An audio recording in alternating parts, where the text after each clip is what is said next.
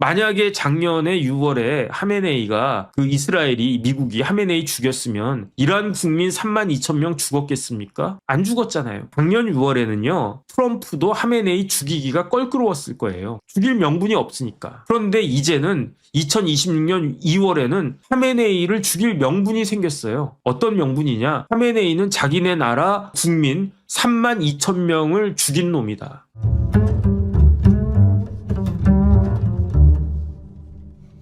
2009년 대선에서요. 아흐마디네자드가 압승을 거둬요. 근데 그때 여론조사가 있었는지 없었는지는 모르겠지만 그때는 어떻게 생각을 했었냐면은 굉장히 접전이 있을 것이다.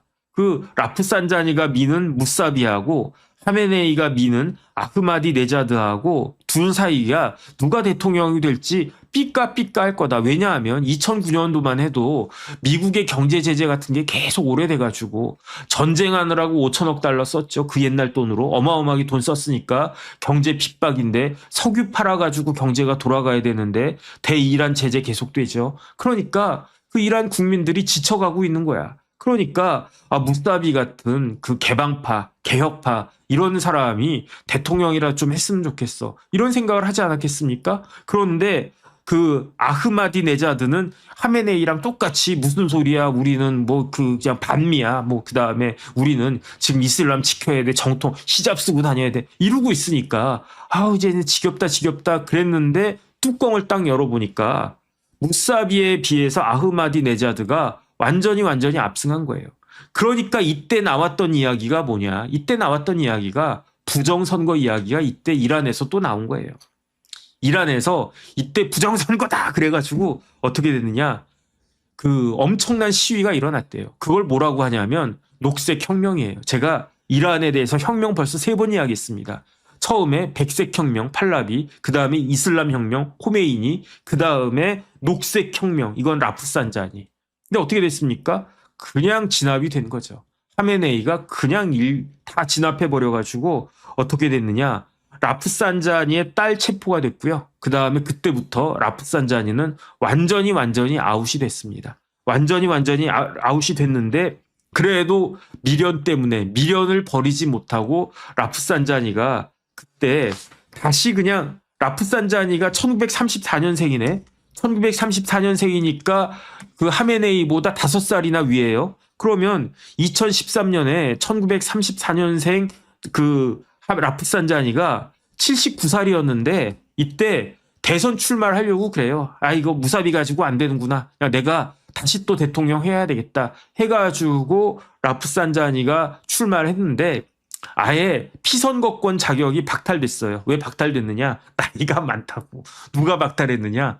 이란의 헌법위원회가 라프산자니 보고 야, 당신은 나이가 지금 79개인데 7학년인데 좀 있으면 8학년 될 사람이 무슨 대통령 하려고 그래? 그러면서 좀 쉬세요. 그러면서 우리 라흐바르보다도 5살이나 위시네. 그러면서 면박 주고 그냥 대통령 선거에 출마도 못해요.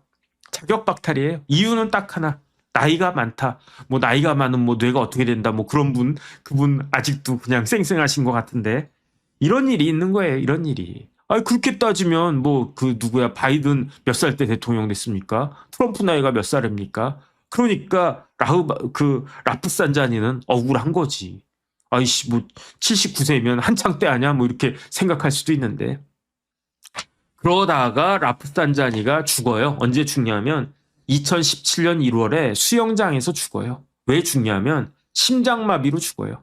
그러니까 라프산자니 입장에서는 80살도 넘었는데 83살에 이제 테헤란에 있는 어떤 수영장에서 이러면서 나 건강해 나 이러면서 수영하다가 갑자기 심장에 딱 어택이 와가지고 그냥 죽어버리는데 그런데 어떤 생각을 하냐면 사람들이 석연치 않다.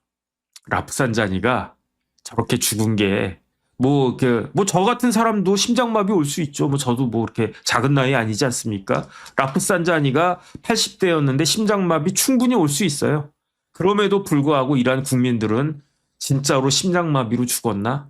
죽었다라고 하니까 어쩔 수 없지 이렇게 보고 있는 것이 아닌가 싶습니다. 그런데 그 사이에 라프산자니가 죽은 다음에 어떤 일이 있었냐면 2022년에 엄청난 시위가 일어났어요. 그 시위가 뭐냐면 히잡 시위였어요. 마흐사 아민이라고 하는 22살짜리 젊은 여성이 히잡을 똑바로 쓰지 않았다고 끌려갔다가 시체로 발견이 되는 거예요. 그런데 이 마흐사 아미니는 어느 종족이었느냐? 쿠르드족이었어요. 그러니까 쿠르드족이 터키부터 해가지고 쿠르드족이요. 전 세계 인구가 3천만 명이나 되는데 자기 나라가 없는 그런 민족 아닙니까?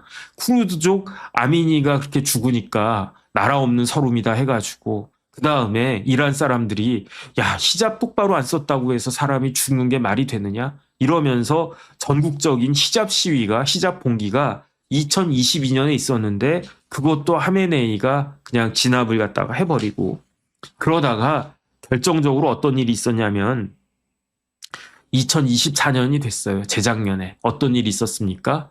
트럼프가 대통령에 재취임한 거지. 그러면서 트럼프가 등장하면서 세계 정세가 완전히 바뀌었어요. 트럼프가 그립감을 아주 강하게 가져간 거예요.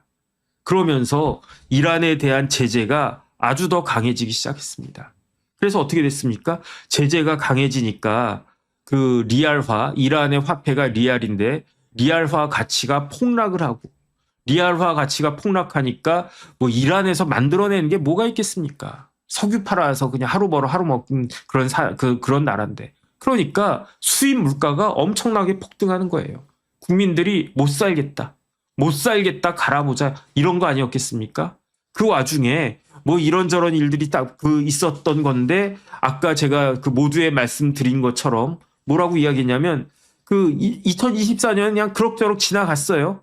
그럭저럭 지나갔는데 2025년에 이스라엘이 공습해가지고 그때 이란군 주요 수뇌부 핵과학자들 그때 그냥 죽어버렸고 그 다음에 이란 국민들 입장에서는요 충격받았을 거예요. 왜냐하면 이란이 여러 나라 국경을 넘어와가지고 우리나라를 딱 쳤는데 무방비였던 거예요. 이란이라고 하는 나라는 코딱지만한 나라고 이란은 그 땅덩어리가 얼마나 큽니까? 제가 그때 말씀드렸었는데 어마어마하게 또 어디다 적어놨나 모르겠네. 그 어마어마하게 땅덩어리가 큰 나라고 그 이스라엘은 진짜 코딱지만한 나라라고 생각을 했는데 코딱지한테 우리가 그 당했는데 아무것도 제대로 한 게 없어. 그러면 이게 뭔가? 하메네이 도대체 뭐 한 건가? 그럼 하메네이가 뭐 국방을 갖다가 튼튼히 한다며, 핵 개발한다며, 뭐 이란이요, 164만 8천 제곱킬로미터예요. 우리나라의 한반도의 7.4배고요. 그 다음에 대한민국의 16.4배예요. 그런데 이스라엘은 일시 100천만 2만 제곱킬로미터밖에 안 돼요. 그러니까 이란이 이스라엘의 거의 80배 정도 큰 나라 아닌가? 제가 보니까 그렇고 그 다음에 이스라엘 인구는 1,000만 명밖에 안 돼요. 그런데 이란의 인구는 9천만 명이니까 인구도 9배가 되고 이스라엘에서 테헤란까지 2,200킬로나 되거든요. 이스라엘의 공군기가 전투기가 2,200킬로를 날라와가지고 그래가지고 우리 이란을 폭격을 하는데 속수무책이었잖아요. 총참모장 죽었죠. 혁명수비대 총사령관 죽었죠. 그러는데 아무것도 못했잖아요. 그리고 났더니 이제 어떻게 했습니까? 며칠 뒤에 그 유명한 B2가 날라와가지고 우리 돈으로 그냥 아껴가지고 모은 세금으로 그냥 저기 지하에다가 안전하게 만들어놨던 그 핵시설이 다 파괴가 돼버렸잖아요. 그러니까 이게 뭐냐 그러면서 하메네이의 권위가 폭락했고 그리고 난 다음에 2025년 12월에 그 폭격이 있었던 6개월 뒤에 상인들이 도저히 못 살겠다. 정치를 이딴 식으로 하냐. 그러면서 대폭동을 갖다가 일으켜가지고 그 시위가 지금까지 계속 이어지고 있는데 그 와중에 몇 명이 죽었다고요? 3만 2천 명이 죽었다고요. 그런데 그 사이에 어떤 일이 있었습니까? 트럼프한테도 큰 일이 생겼잖아요. 트럼프한테도 상호관세를 빵빵 때렸는데 대법관 놈들이 그렇다고 해도 미국은요. 대법관을 뭐 20명, 30명 그런 짓은 안 해요. 그게 그 차이가 있는 겁니다. 근데 어쨌든 트럼프 열 받았죠. 그다음 좀 있으면 중간 선거도 있지 않습니까? 그러니까 이란을 쳤다라고 한 썰이 많이 있죠. 그래가지고 어떻게 됐습니까? 이란을 쳤어요. 그 이란을 쳤는데 3명 죽었대요. 이란은 뭐 몇백 명 죽었고. 어쨌든 그런 일이 있었는데, 근데 그 하메네이는 돈이 무지하게 많아요. 돈이 얼마가 있냐면 950억 달러가 있대요. 아무도 통제하지 않은 그 950억 달러를 하메네이가 가지고 있대요. 팔라비를 그렇게 욕했는데 팔라비 왕조가 가지고 있었던 재산보다도 현재 가치와 해도 훨씬 많대요. 37년 독재해가지고 겉으로는 이슬람 정통주의 막 운운했지만 뒤로는 이 세타드라고 하는 자금으로 해가지고 뭐 석유 판 돈 다 자기 개인 금고에 한 거예요. 그래가지고 많은 사람들이 그 예상을 했었어요. 아, 저 지금 미국이 작심하고 있었으니까. 그때 이스라엘도 뭐라고 그랬냐면, 미국도 그렇고 이스라엘도 뭐라고 그랬냐면, 우리는 하메네이가 어디 있는지 안다. 작년 6월에 죽일 수도 있었다. 그런데 작년 6월에 하메네이 그 이란의 라흐바흐를 죽이는 거는 여러 이런저런 그 부담이 있으니까, 그러니까 내가 죽이진 않는데 마음만 먹으면 언제든지 죽일 수 있다. 그런 워닝을 줬었단 말이에요. 그런데 그래서 무서워라 그러면서 그냥 돈 950억 달러면 얼마입니까? 어마어마한 거 아니겠습니까? 제가 지금 몇 시야? 아이고 벌써 시간 많이 가가지고 오늘 힘들어서 그 말씀 못 드릴 수도 있겠는데, 그 이재용 회장이 가지고 있는 돈이요. 100억 달러 하면 200억 달러 되나? 이제 많이 늘어가지고 작년에 이재용 회장이 가지고 있었던 돈이 78억 달러밖에 안 됐어요. 근데 하메네이가 가지고 있었던 돈이 950억 달러였다는 얘기예요. 그러니까 거기서 뭐 100억 불만, 100억 불이면 얼마입니까? 100억 불이면은 150조인가? 15조인가? 뭐 그 정도 되지 않습니까? 나이가 이제 87살 뭐 이렇게 됐는데 모스크바 가가지고 그냥 띵가띵가 놀고 먹을 돈 충분히 있었단 말이에요. 그러니까 모스크바로 토낀다라는 이야기가 많이 있었는데, 그럼에도 불구하고 하메네이는 그냥 테헤란에 남아있다가 그러다가 이번에 폭살하게 된 겁니다. 그런데 하메네이가 2분 살아있었어요. 2분 살아있어가지고 어땠습니까? 이스라엘은 국가의 암성 종양이다. 그 다음에 이스라엘은 광견병 걸린 개새끼다. 이스라엘은 광견병에 걸렸대요. 이스라엘은 개새끼인데 광견병에 걸렸대요. 아니 아무리 개새끼라고 해도 광견병 걸렸으면 치료해줘야 되잖아요. 그런데 치료하려면 어떻게 해야 되느냐? 죽이는 수밖에 없대요. 이스라엘이라고 하는 나라는 개새끼인데 그 개새끼가 광견병에 걸렸어. 그러면은 치료가 돼야 되는데, 치료가 되면 치료해 주겠는데, 그런데 치료가 안 돼. 그럼 어떻게 합니까? 죽여야지. 광견병 걸려가지고 물면 막 그 피해가 심각하니까. 이런 이야기를 하메네이가 이야기를 했었고요. 그 다음에 이스라엘의 시온주의가 이슬람 국가들의 삶을 갉아먹고 있다. 앞으로 25년 내에 이스라엘은 이 지구상에서 존재하지 않을 것이다. 이스라엘은 지구를 떠나거라. 언제? 25년 줄 테니까 지구를 떠나거라. 뭐 모르겠습니다. 25년 내에 이스라엘이 지구를 떠날지는 모르겠는데 확실한 거는 하메네이가 지구를 떠난 거지. 뭐 이런 이야기를 갖다가 했는데, 명백하게 작년 6월 19일에 트럼프가 하메네이 보고 하메네이 항복해라 이렇게 요구를 했는데, 그런데 그때도 거부를 했었어요. 거부를 하고 그러다가 드디어 뭐 어쨌든 하메네이가 그 지구를 떠나게 됐다. 뭐 그런 말씀을 갖다가 드리겠고요.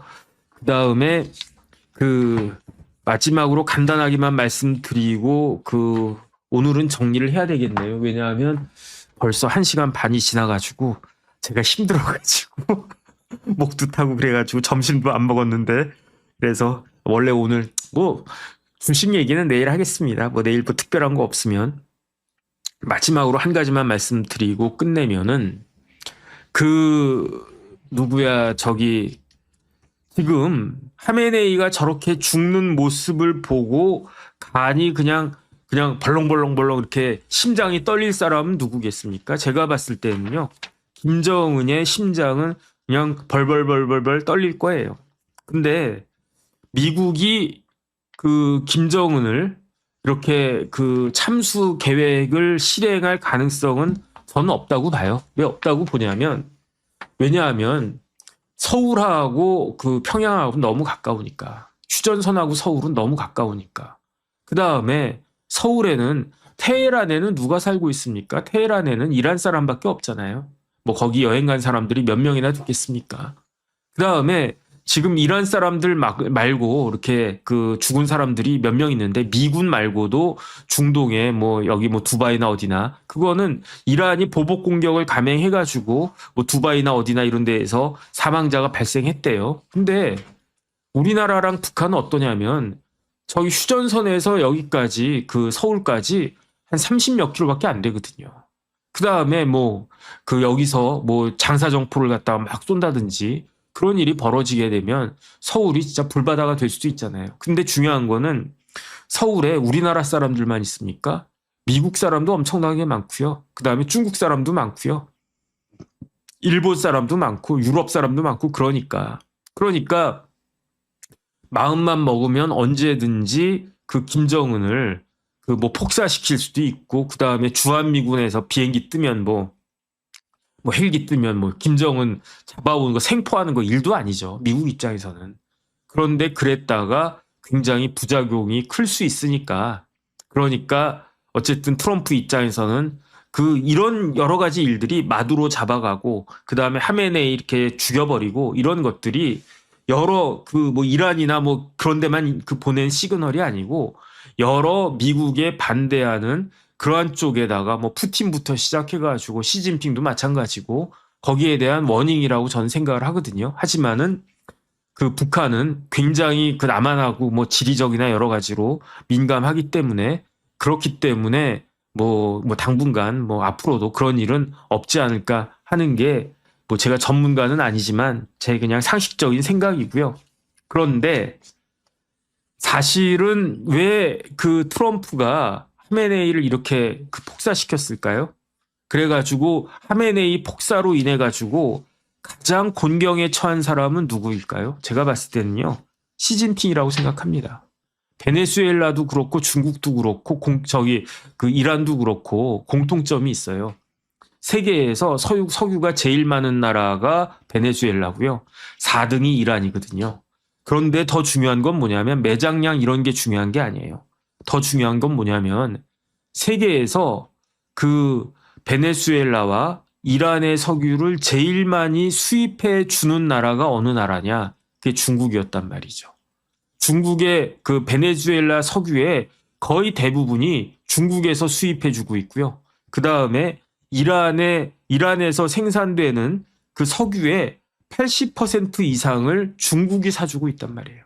그러면 중국이 베네수엘라를 도와주고 중국이 이란을 도와주기 위해서 석유를 사주고 있었을까요? 그렇죠. 이란과 베네수엘라를 도와주기 위해서 중국이 그 나라들의 석유를 어마어마하게 사줬던 건데, 그런데 이란만을 위해서, 베네수엘라만을 위해서 중국이 그 석유를 사줬을까요? 그렇지 않아요. 중국 사람들이 어떤 사람들인데 믿지는 장사 있겠습니까? 그러니까 결국은 미국의 미국의 그 제재를 피하고 그냥 무시하고 할 수 있는 나라는 전 세계에 중국밖에 없잖아요. 그러니까 베네수엘라도 그렇고 이란도 그렇고 팔아먹을 건 석유밖에 없는데, 어디다든 팔아야 되는데 그거를 중국이 사준다니까 얼마나 고마웠겠습니까? 그러니까 중국은 그 석유를 어떻게 했느냐? 후려친 거예요. 싸게 수입한 거예요. 그래가지고 그 다음에 세계에서 석유를 제일 많이 수입하는 나라가 중국이란 말이죠. 그런데 베네수엘라 막혔어. 이제 이란도 막혔어. 그 중국이 석유 수입하는 거에 거의 18%를 베네수엘라하고 이란으로부터 수입한다고 그러는 것 같아요. 뭐 이게 통계가 정확한지는 모르겠는데 제가 기사를 보니까 그렇더라고요. 그런데 그 석유를 중국은 어떻게 사왔다? 싸게 사왔다. 그런데 앞으로 당분간은 베네수엘라나 그 이란으로부터 싼 석유가 들어오지 않으면 중국 경제는 어떻다? 쉽지 않다. 껄끄럽다. 어렵다. 지금 객관적으로 중국 경제가 중국이라고 한 나라는 통계를 믿을 수 없는 나라니까. 그러니까 여기에 대해서 뭐라고 그 중국이 얼마나 심각한 상태인지 알 수가 없는데 심각한 거는 확실한 것 같거든요. 그런데 그나마 이제 그 근근히 버텨왔던 것 중에 하나가 이란과 베네수엘라로부터 석유를 싸게 들여왔던 게 아주 중요한 역할을 했었을 것 같은데 그런데 그게 딱 끊긴 거예요. 그러니까 중국 입장에서는 굉장히 불쾌할 것이다. 불쾌한 걸 떠나가지고 아주 곤경에 처할 가능성이 있다. 결국은 저 카메네이가 저 모양이 된 게 왜 그렇습니까? 그 트럼프 입장에서는요. 그 하메네이를 갖다 폭사시켜도 할 말이 있어요. 지금 뭐 웃기는 뭐 어느 나라 뭐 그다음에 우리나라 어떤 방송국도 그렇고 조국 혁신당도 그렇고 북한도 그렇고 똑같은 이야기를 하던데 어떤 이야기를 합니까? 중국의 공식적인 입장이 뭐냐면 주권국의 지도자를 살해하고 정권 교체를 선동하는 것은 용납할 수 없다. 이런 이야기를 한단 말이에요. 그 이야기를 어디서 합니까? 북한에서 하고. 그 이야기를 조국 혁신당도 가만히 있어야 되는 거 아닌가? 조국 혁신당이 비슷한 이야기 했다고 어제 깜짝 놀랐어요. 어제 그 인터넷에 속보로 그게 딱 뜨더라고요. 그래가지고 정신이 있나? 그런 생각이 드는 거예요. 물론 일반적인 경우라고 하면 미국이든 어느 나라, 소련이든 중국이든 주권 국가의 지도자를 살해하는 게 말이 되겠습니까? 사람 죽이는 게 말이 되겠습니까? 말이 안 되잖아요. 하지만 트럼프 입장에선 할 말이 있어요. 어떤 할 말이 있느냐? 트럼프 입장에서는 하메네이는 살인자다. 역사상 the most evil person 그 people of the history, 뭐 in the history, 뭐 이렇게 이야기하지 않았습니까? 하메네이 one of the most evil people in history 이렇게 이야기했어요. 그러니까 저렇게 그 사악하고 저렇게 역사적으로 아주 그 나쁜 그 학살자는 제거되어야 된다. 말 되잖아요. 만약에 작년에 6월에 하메네이가 그 이스라엘이 미국이 하메네이 죽였으면 이란 국민 32,000명 죽었겠습니까? 안 죽었잖아요. 작년 6월에는요. 트럼프도 하메네이 죽이기가 껄끄러웠을 거예요. 죽일 명분이 없으니까. 그런데 이제는 2026년 2월에는 하메네이를 죽일 명분이 생겼어요. 어떤 명분이냐? 하메네이는 자기네 나라 그 국민 32,000명을 죽인 놈이다. 그러면 어쩔 수 없이 저렇게 역사적인 그 악인을 역사적으로 악독한 사람을 제거할 그 임무가 세계 경찰인 월드와이드 폴리스인 미국이 감당해야 된다. 그 다음에 또 있지 않습니까? 자기네 나라 사람을 32,000명을 죽인 게 하메네이인데 그 하메네이가 핵을 가지게 되면 어떤 짓을 저지를지 어떻게 하느냐. 그러니까 하메네이 제거해야 된다. 이렇게 이야기하면 할 말이 없잖아요. 중국이 만약에 주권국가 지도자 살해하고 정권 교체를 선동한 것은 말이 안 된다. 이거는 용납할 수 없다. 이런 이야기하기 전에 중국이 하메네이가 32,000명 학살한 거에 대해서 준엄하게 꾸짖었으면 이런 말을 한다고 하더라도 어느 정도 먹혔을지 모르겠어요.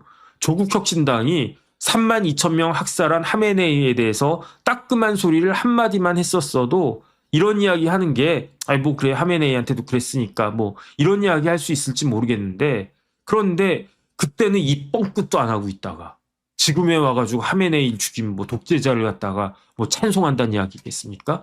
그럼 히틀러도 죽이면 안 됐었겠네? 무솔리니도 마찬가지네? 뭐 스탈린이 그렇게 죽은 건 뭐 다행한 일이었겠나? 뭐 그런 이야기, 그런 비판을 들을 수밖에 없는 거예요.